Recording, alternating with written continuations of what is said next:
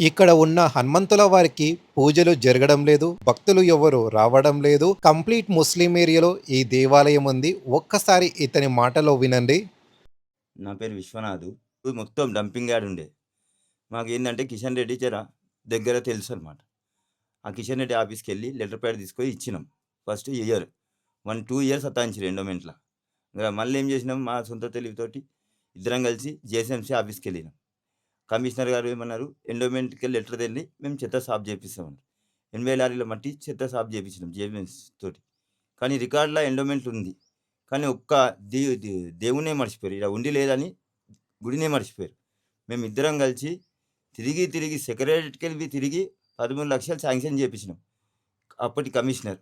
Sanction చేసినా ఇప్పటి వరకు కొద్దిగా అధికారులు తప్పుదోవ పట్టించి టెండర్ అయినాక అవి ఫాల్తు రిపోర్ట్స్ చేసి పని చేయనీయకుండా అడ్డుపడ్డారు.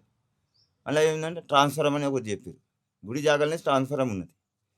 ఇంత అంటే మేము తిరిగి అలసిపోయాను గానీ మేము అలసిపోలేదు. ఆఖరికి మళ్ళా మొన్న కమిషనరు ధర్మపీఠం అని చెప్పి ఒక ప్రోగ్రామ్ పెట్టిండు. ఆ ధర్మపీఠంలో మేమే గెలిచినాం. ఆఫీసర్లందరూ సస్పెండ్ అయ్యిండ్రు.